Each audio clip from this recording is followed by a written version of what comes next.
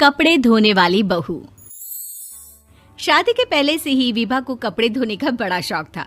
कभी नल के नीचे तो कभी तालाब के पास। अरे मेरी नीली वाली लुंगी नहीं दिख रही है।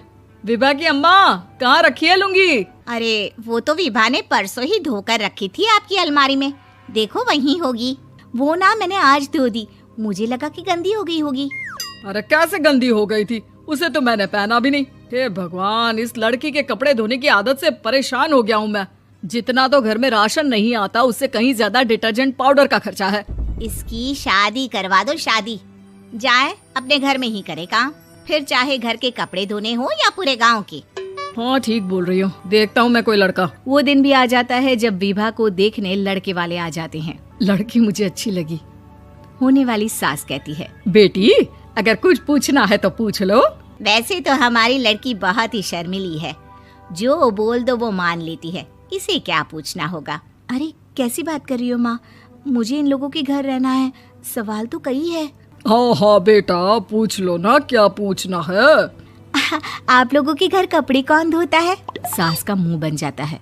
देखो, अगर तुम ये कहना चाहती हो कि तुम्हें कपड़े धोने नहीं आते तो सुन लो, कपड़े मैं ही धोती हूँ, लेकिन तुम्हारे आ जाने के बाद मैं रुमाल तक नहीं धोऊंगी। अरे चुप रहना भाग्यवान, बहू बेचारी घर आई नहीं, उसे डराना शुरू कर दिया। वो क्या है ना बिटिया, अभी तक तो ये कल्लू की माँ ही धोती थी, लेकिन अब तुम्हारे पापा तो दहेज में वॉशिंग मशीन देंगे ही।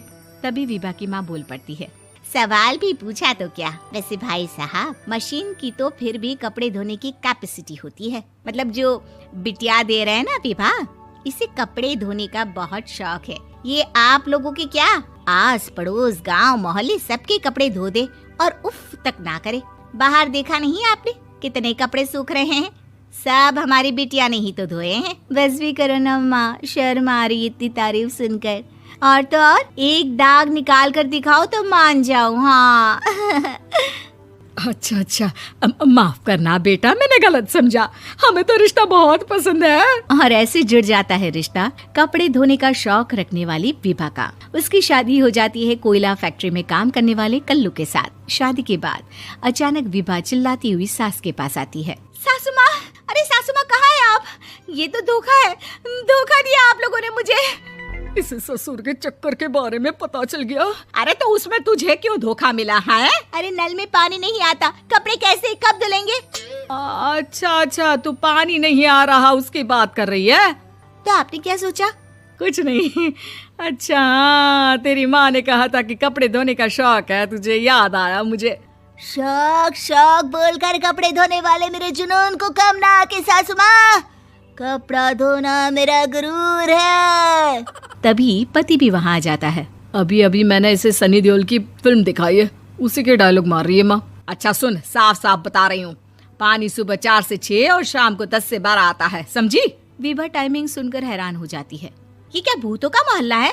सुबह 4 बजे उठकर कौन कपड़े धोता है? 4 बजे टंकी में पानी जाता है, फिर सारा दिन धोना ना, किसने मना किया? अरे कैसी बात कर रही हैं? 200 लीटर की टंकी में कितने कपड़े धो लूंगी मैं, सुबह ही उठ जाऊंगी मैं। अब क्या था, विभा सुबह 4 से लेकर रात के 12 बजे तक कपड़े ही धोती रहती। एक रोज सास पड़ोस से निकलकर कहीं जा रही होती है कि साथ वाली कहती है, हाँ कल्लू की माँ, जरा ये बताओ कि 2 साड़ी है, 2 ब्लाउज और एक पेटीकोट और एक नाड़े वाला लंबा कच्छा। हाँ तो? अरे तो क्या, कितना लोगी धुलाई ये बताओ। धोबन दिख रहे हैं हम क्या? हमारे पति सरकारी नौकरी से अभी अभी रिटायर हुए हैं और बेटा सुपरवाइजर है कोयला फैक्ट्री में। धोबन समझ रखा है हमें। हाय रे कल्लू की अम्मा, माफ कर दो, वो तो मोहल्ले में यही सब बता रहे थे कि तुमने बहू को कपड़ा धुलवाने के काम में लगा दिया है। सास को पड़ोसन की बात सुनकर गुस्सा आ जाता है। वो घर पहुंचती है जहां घर के बाहर ही इतने सारे कपड़े सूख रहे होते हैं जितने कि किसी धोबन के घर पर। अरे ओ कल्लू की दुल्हन, बाहर निकल। माँ जी यहीं आ जाओ, बाथरूम में चादर धो रहे हैं हम। अरे अभी हम धोते हैं, तुमको बाहर निकलो। ये आस पड़ोस वाले बोल रहे हैं कि हम बहू से कपड़े धुलवा कर उसे कपड़ा धोने वाली बना दिए हैं। अरे छोड़ो ना माँ जी, किन लोगों की बातों में आती हो? आस पास के लोगों का तो काम ही होता है कि वो किसी तरह सास बहू को लड़ा दे।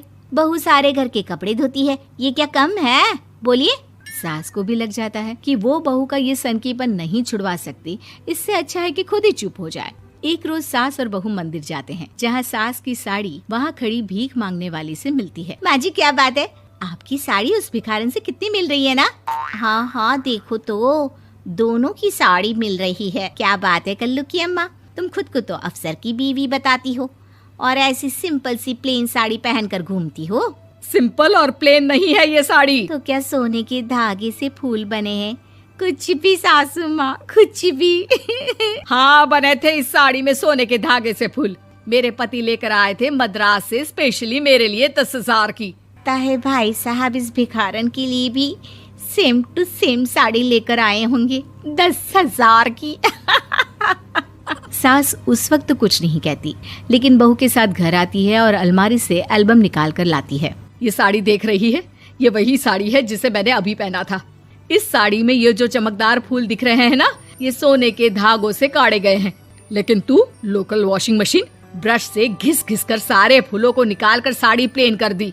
मुझे माफ कर दीजिए सासू माँ। और तो और, जब मैंने तुझे तेरी गलती के लिए कुछ नहीं कहा, लेकिन तूने तो सबके सामने मेरा मजाक ही बना दिया। क्यों? बहू को समझ में आ जाता है कि अब से उसका कपड़े धोना बंद।